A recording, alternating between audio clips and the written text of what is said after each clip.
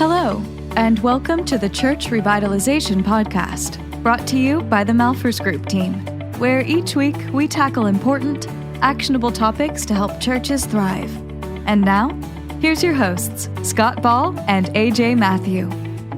Welcome to episode 20 of the Church Revitalization Podcast. This week's episode is brought to you by Church Revitalization University, an affordable online course that empowers leaders like you to navigate your own church through the Malphurs Group's revitalization process. The course leverages a blend of video training hosted by our revitalization experts and actionable workshops led by you.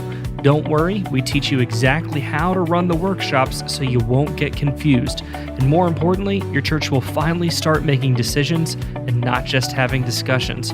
Registration for the full course opens on January 15th, but you can register today for the free Preparing Your Church for Revitalization course at churchrevitalizationuniversity.com. Okay, in this week's episode, AJ and I share the 10 trends that are going to drive church ministry in 2020. As we look at the year ahead, there are key shifts in churches and in culture that are going to impact nearly every congregation at some level. So as you listen through these 10 trends, we invite you to think critically about how your church will need to adjust and adapt to make the most of the year ahead. To read today's show notes and to share this list of trends with your friends in ministry, visit malphursgroup.com/20, the number 20. At the Malphurs Group, we believe that 2020 is going to be a great year for churches like yours, so let's dive in. Okay, welcome to this week's episode of the Church Revitalization Podcast, our last episode of 2019, Scott. Yeah, this is exciting, man. We started this thing in the fall, and I'm excited about next year and the whole year of podcasts to come. This has been really rewarding for me, AJ, and I think it has been for our audience as well. Yeah, I hope so. It's been great for me too. I've really enjoyed doing this, and I hope that people do continue to tune in 2020. And since it is our last episode before 2020, our topic this week are things that we see as trends coming up in 2020 and beyond. Yeah, this is what do we see happening in 2020? Some of these, AJ, admittedly, are things that have been brewing for a while, but these are things that we think are going to drive the church in 2020, or maybe going to expand and grow and continue to be relevant and important in the life of the church. Yeah, definitely. Most of these, if not all, are things that we're seeing, at least anecdotally, in conversations we're having with church leaders on a weekly basis. Churches that we've worked with in this year that are looking towards next year, upcoming engagements that we have with churches already. Some of these topics, fill in there. So I think it's a pretty good list. We're not Nostradamuses here, but I think some indicators are pointing this direction. You can check on us, I guess, a year from now and go, you're wrong on all of them. Were we right or wrong? But listen, we got 10 things, so we're not going to waste any time. AJ, let's start with number 1 here, which is there's going to be a continued shift towards board-led leadership over congregational or committee-based leadership. Yeah, the ground is rumbling with this one, and I like it. I have to say I like it. I think a lot of church leaders are finding, especially within denominations or groups that have traditionally been more congregationally led, I think there's a bit of an awakening happening that they're finding an increase in mission effectiveness by moving to more of a board-led leadership structure. It's simplifying decision-making. It's helping the churches become more focused. And I think as a result of that, we're seeing an increase in morale from the pastor and leaders of the church, and even within the church itself. I think when they start to see the momentum that's gained in disciple making, I think morale is increasing and it's winning out over congregational power struggles. Yeah, I think one of the challenges too, and AJ, you and I talked about this off air, but the pace of change in 2020 and in the years past is so fast that culture is changing faster and churches are needing to adapt faster than the pace of congregational leadership can manage. Yes. Yeah. And so it's almost being born out of necessity, AJ, the need to switch to a board model because decisions are needing to be made more quickly. And frankly, some of these churches are getting smaller, AJ, and so they don't even have the people to fill the committees that they have. True. And so they're seeing a need to switch towards a more agile model of leadership. And so we're hoping to help, by the way. We don't have anything to announce here at this point, AJ, but we're getting a lot of requests for help in how to make that transition. And so we see this as a trend in 2020, and we want to be there to help you. Yeah, yep. Something we're excited about. And so we do want to be able to come alongside you in that. So yeah, definitely look for that as an option that we can assist your church. Yep. Let's move to number 2.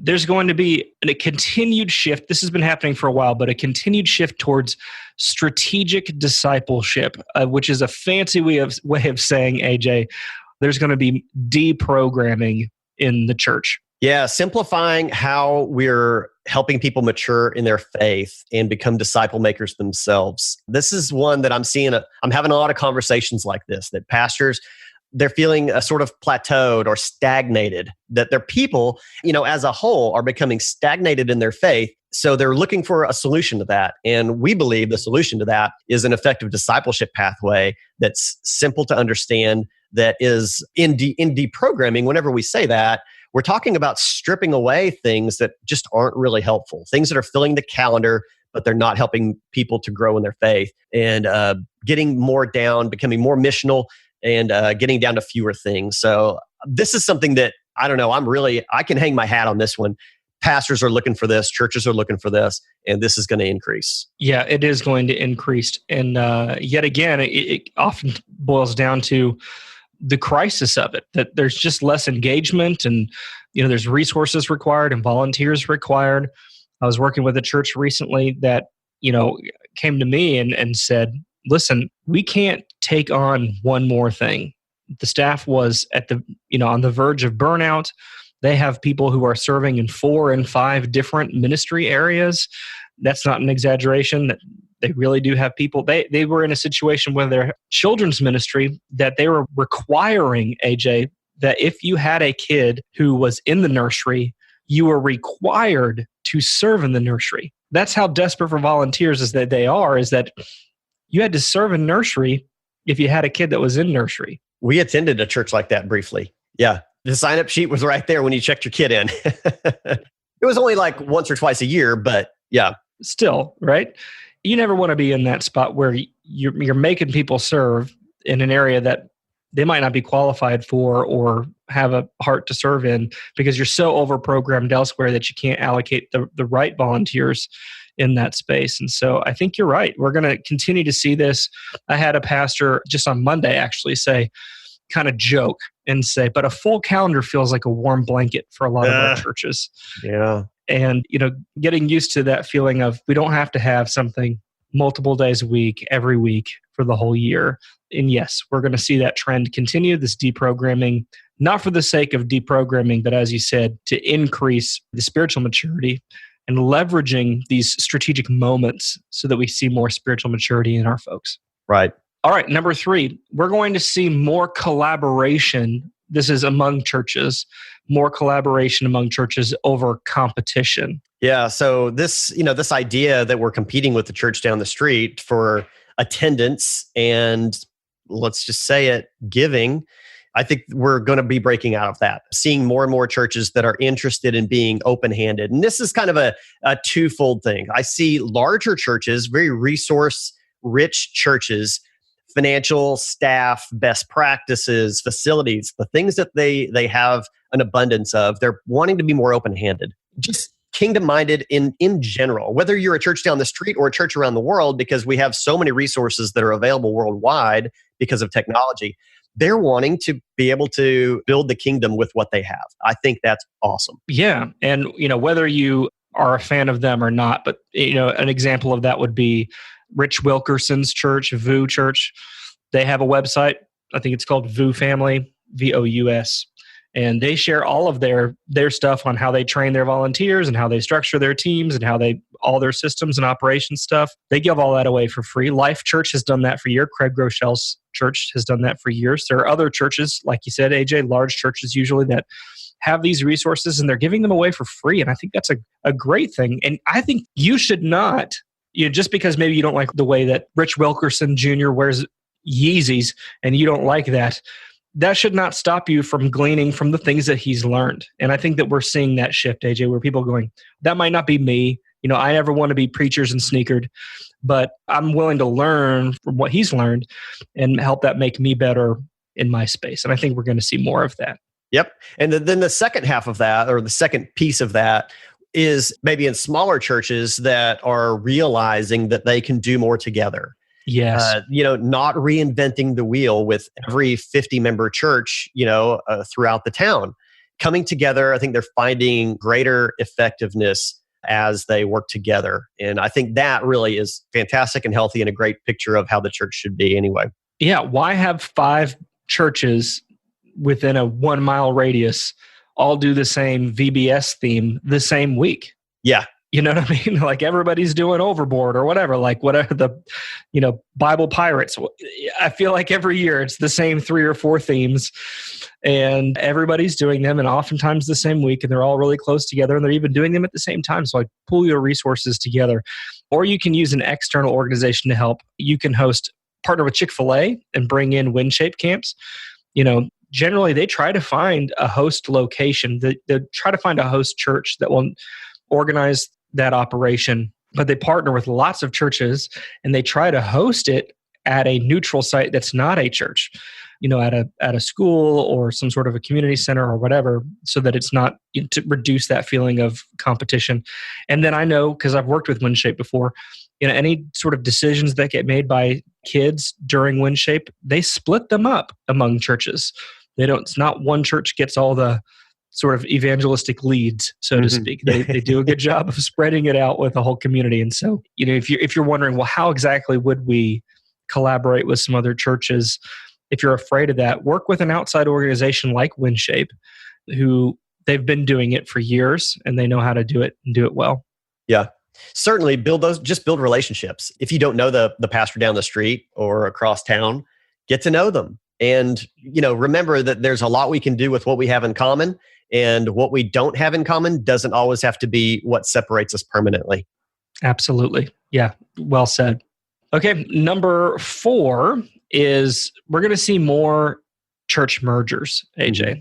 More churches are going to be, some are going to be closing, unfortunately, but some are going to be not closing, but merging with larger churches or 2 small churches coming together. Again, this has been happening for the last couple of years, but we're going to see an explosion of it, I think, in 2020 and in the years to come.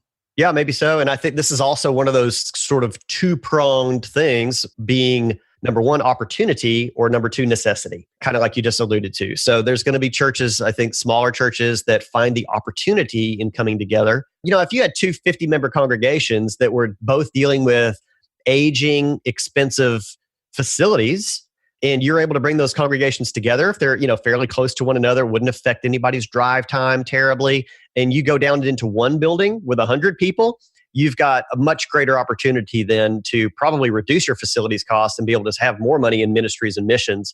So, I think there's churches that are realizing that they can do greater things together on the opportunity side. Yeah, absolutely. And, AJ, you and I talked about this off air too, but this idea that there's this irony in the United States right now. I don't know, this might be true in Canada too and in other places, but certainly in the US, there's this irony that we have too few churches and also too many churches close together. Right. So the churches are not spread out the way that they need to most effectively reach a city. And a lot of churches are just really tucked away in these little neighborhoods and, challenged to reach their community or whatever. And so I think that we're going to start seeing some shifting a little bit of the sheep, which we generally don't want to see, but in some ways it can be a good thing. If we can reallocate and kind of move some things around, we can be more strategically effective in any given city.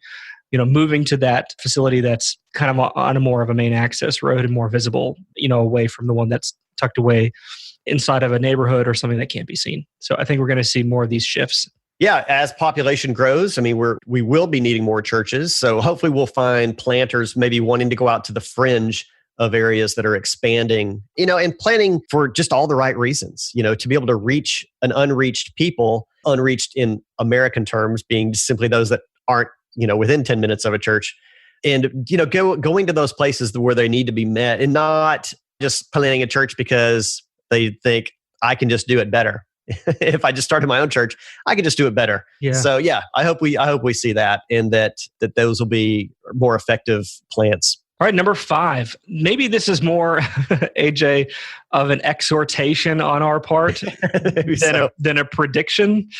I certainly hope this is true in 2020. It's that churches would be more apolitical in 2020 than they were in 2016. Yeah, our audience might think that would be the opposite of the expected trend for 2020, but maybe not. Culture is becoming less apolitical, but we believe that there definitely is an opportunity for the church to become more apolitical and be speaking more to relevant, I don't know if you want to say morality, but just relevant topics to the culture without assigning candidate names or political parties to them. Yeah, it's so important. I was telling AJ before we started recording that the pastor I have at my home church, I know his views on issues, but I still don't know exactly, like, I'm not sure who he voted for. And I'm kind of glad about that. Like, because I know what kind of person he is and I know what he cares about, right?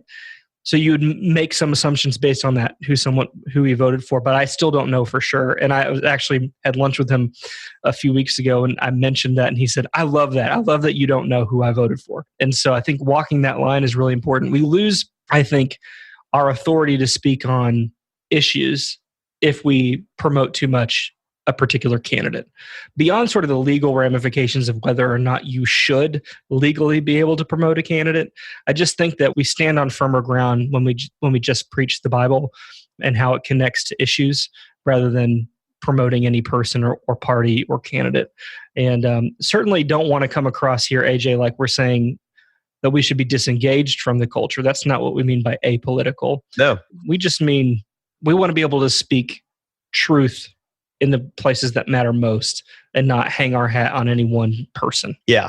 Teach the people what God's word says about topics that are relevant to our political culture, and give them what they need to develop critical thinking skills to be able to weigh issues themselves. I mean, it's building them up in a way that they can handle culture and society when they're not in your church on a Sunday morning, instead of just helping them form a view that they'll just take out and repeat without ever having come to any decisions on their own. That's right. And then trust the Holy Spirit to lead them to do what they feel is best. So when they get into that voting booth. And so at any rate, I do hope that the church is less political in 2020 than it was in 2016 for no other reason than it becomes a battering ram for both sides. And the church was never intended to be a weapon the way that it has been used. So hopefully in 2020, we see the church handle it better than what we saw in 2016. Maybe if they listen to this episode, we'll be trendsetters. Yeah, we for sure have that reach to the millions of people. Share this episode with everyone. All right, number 6. This is an interesting one, AJ. And I'm sure our audience has noticed this. I don't know the theological background of everybody listening, but there has been a shift towards more charismatic movements in the church. Mm-hmm. For decades. I mean, this is a decades-long movement. Correct. Yeah. Correct. But it's continuing and it's picking up steam, and I think it's going to continue to do so.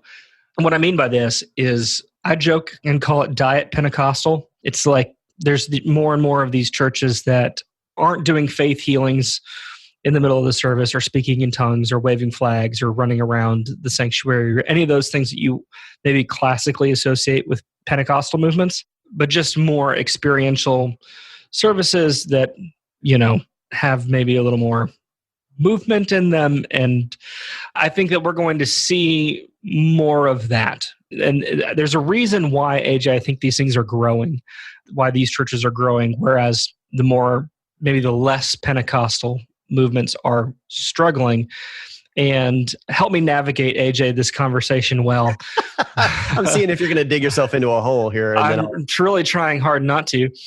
I believe that they lead with experience and follow with truth, whereas some of the more historic denominations lead with Bible knowledge, and there's very little emphasis, if any at all, on experience. And let's help everybody understand, maybe you're using the word experience. We're talking about experiencing God, experiencing the Holy Spirit, guiding, maybe adding an emotional element in the relationship with Christ. That's it. That's a good way of saying it. Yeah. There's these sort of emotional components, whereas there is this historically American non-emotional approach to religion. Like that it should be more head than heart, right? Like this sort of puritanical, here's what's right, here's what's wrong, here's what the Bible says, here's the facts. Yeah, sometimes very legalistic.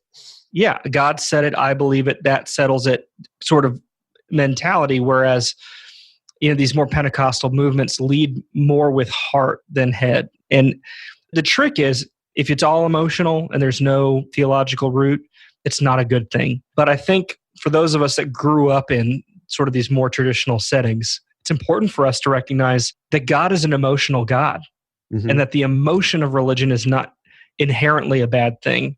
It only becomes a bad thing if it's not also backed up by truth. Yeah. And so we need to learn that. I think we need to learn from that. And I think we can impart some of that, even if I'm not asking you to abandon your theological tradition, but you can learn from that and import more of that emotional side of the religious experience, of the relationship with Jesus, that many times is absent in our churches. I'm trying to walk a really fine line, AJ, here. How am I doing? That's pretty good.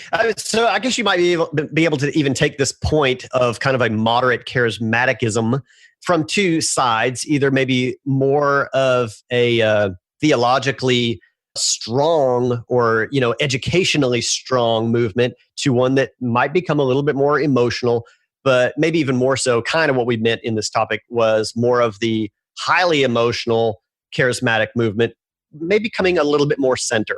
That's definitely true. Yeah. You're seeing less of that. You're seeing less of that full-on charismatic Pentecostal stuff.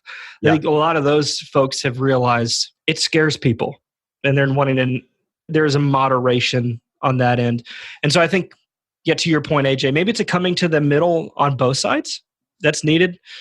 Sort of a moderation of these Pentecostal movements, and then sort of an injection of emotion in these traditions that have been more rigid. And I don't know that it's a bad thing, is all I'm saying. So long as we're still standing on the Word of God, we're still preaching the Bible as it is and not making it something that it's not, recognizing that our God is an emotional God, and incorporating our relationship with Jesus into our emotions is not necessarily a bad thing. Totally agreed. Very good. Woo! Made it through that one. Hopefully didn't offend too many people.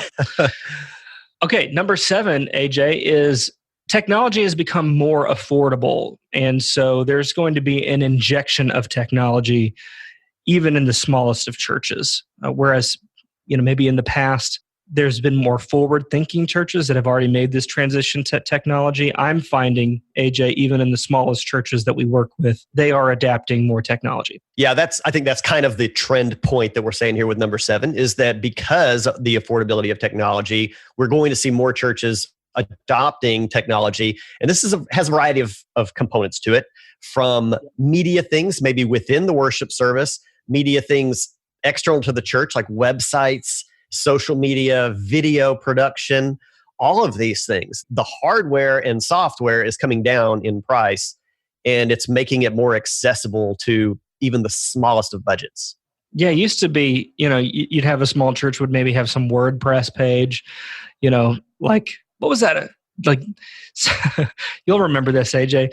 Like some church websites we go to even now have look like they were built on GeoCities. Do you remember GeoCities? I don't know if I remember GeoCities, but we've definitely come across some websites that probably were performed well in Netscape.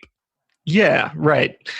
But we're seeing a shift now where churches are going, oh, it's really cheap to get a nice looking website. And they're, even really small churches have some nicer looking websites. They're using children's check-in options, which is a needed shift that needs to happen. We're seeing a shift away from, this is the first year, 2019 is the first year I've noticed a massive shift away from physical Connect cards, like written ones, to digital Connect cards. I think we're going to see more of that trickling down to smaller churches using services like Text in Church, because they integrate with these other things that churches are already using, like Planning Center, like Church Community Builder, these different church management softwares. And so because these different things now also integrate, AJ, it encourages churches to take on more of these things because they can work hand in hand. And it becomes easier to manage. Yeah. So that's a great trend. And we'll certainly see that continue, that technology is more affordable and more implementable in the church. Yep. Shift number 8. Again, this has been happening for a while, but we're going to see it expand. Boomer pastors are retiring. Younger leaders are stepping in to these lead pastor roles. And I've got some concerns about it, AJ. Do you? I do. Yeah. One, I'm concerned we don't have enough young leaders trained. Yeah, that's what I was just thinking. Yeah, there's not necessarily enough younger leaders to take the place of a rather large clergy generation. I'm concerned about that. I'm also concerned because a lot of young guys, and I'm a young guy. For those of you who are listening, I'm in my 30s, so I'm not an old guy here. I'm not.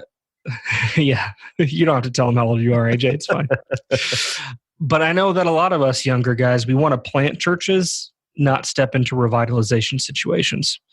And so I'm worried that there's not enough to begin with. And then those of us who are out there, we want to plant churches or be a part of a large church, serve on a staff at a larger church that's already working. You know, the pool of folks who want to move to rural Missouri is small. And I have concerns that some of these churches are going to struggle to find good, qualified pastors, and it's going to continue some of the struggles for them. Yeah, on the one hand, I know we're trying to keep this upbeat, but I'm just trying to be honest. Right. These are concerns I have. A little bit of a downer. Back to the original point, the trend is going to be for younger leadership in the church because we're going to be having a lot of the older generation, leaving the church by one way or another. On the one hand, of course, a church that maybe needs revitalization or is a church that's kind of due for something to refresh it, a younger pastor may not have the experience for that, and the congregation may not, want to take a chance on him.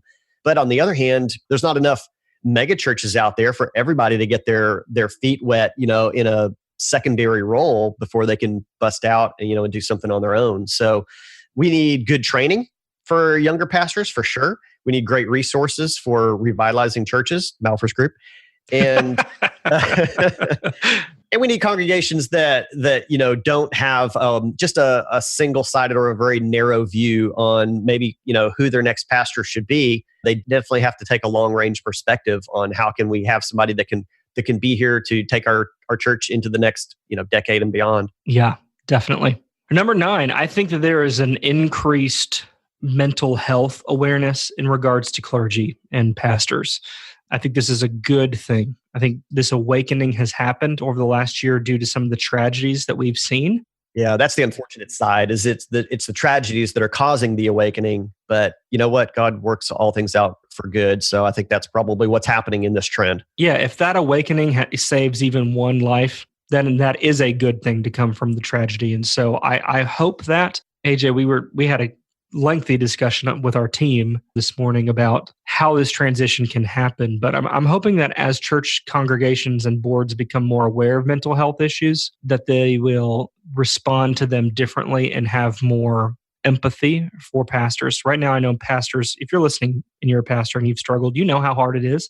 Yeah. You feel like you can't trust anybody. You can't go to your board if you say, I'm depressed. Yeah, that may not even get into the realm of mental health issues. I mean, just in basic trust and relationships, pastors don't find a lot of support. Yeah, they don't get it. I mean, who can you turn to? Everybody's got leverage. Your board has leverage over you. Your congregation has leverage over you. You don't want to depress your spouse by telling your spouse that you're depressed. Who can you turn to? Yeah. And I'm hoping that this awareness of these challenges creates an environment where pastors can say, hey, I need a sabbatical. I need counseling. I need a break because I'm struggling with depression or anxiety, because you're a human being and we all struggle with these things at one time or another.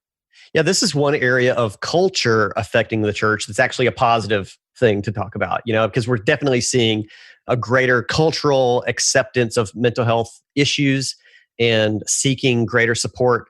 And, that I think is the church is behind on it. And I think, but the culture is driving the church, I think, into a healthy space on this. Unlike, a lot of cultural issues that might be pushing the church into unhealthy positions, this is one that is actually a positive effect that culture is having on the church. Agreed. All right. Number 10, our final one, 2020, AJ. you just know that all the pastors out there are going to want to capitalize on the connection between 2020, the year, and 2020 vision as in clear vision. And so, listen, I'm here for it. That's all I got to say. It's a great year to be alive. Yeah, 2020 connection to 2020 vision. Listen, it's never going to happen again. I'm here for it. Let's leverage it. Let's leverage that this year's 2020. So we think that a trend in 2020 is that pastors and churches are going to be thinking about vision because of the connection to 2020 perfect vision.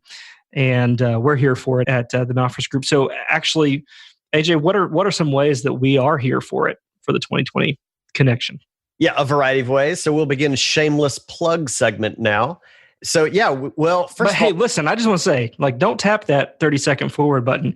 You're going to want to hear this because I know you, pastor, you want to take advantage of 2020 vision too. So we've got some opportunities that we want to help you take advantage of it. That's right. Yeah. Well, first of all, our regular process, our strategic envisioning process is a fantastic way to develop vision and have all the tools around it that back it up and support it and make it work and be sustainable. So that's a great option.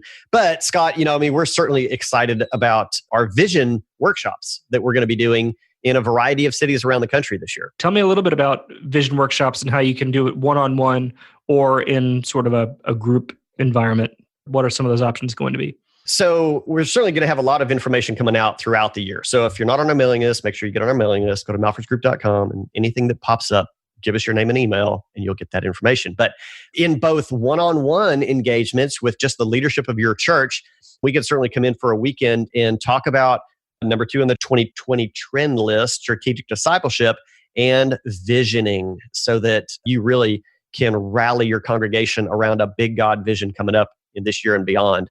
And group ways of doing that as well. Scott and I are going to be visiting cities and looking for host churches and teams that want to come in and do this in more of a collaborative and group setting. Yeah. On that note, AJ, if you're listening to this and you go, I'd like to be a host church and have a vision clarity workshop hosted at my church, let us know. Email leadership@malfersgroup.com. And we'd love to get that set up and bring it to your area. The other thing is Church Revitalization University. So if you're thinking, man, I'd love to go through the strategic envisioning process, but I don't know that our church could afford it or whatever, go to churchrevitalizationuniversity.com. And we are launching the full course. The registration will open on January 15th.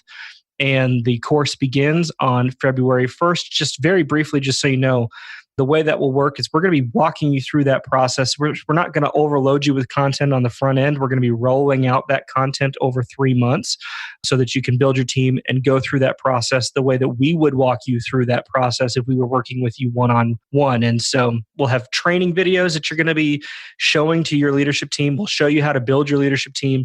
You'll pick your session times. You'll show the videos with your session. We have facilitator videos that teach you the workshops that we use with churches when we work with them. And so you will guide your church through these workshops. And by the end of the 3 or 4 months of meetings, you will have gone through the process, AJ, that we use with churches one-on-one. And so it's a great way to be able to go through strategic envisioning sort of with you as the facilitator, not with us as the facilitator. And it's going to be priced very affordably. And we're really excited about it. We had hoped to launch it this fall, but we're excited to be launching it in January. And I don't know that I've been more excited about something that we've been putting out, AJ. 2020. Man, it's getting our process into the hands of more people at a price that people are going to be able to afford it and do it. It's good stuff.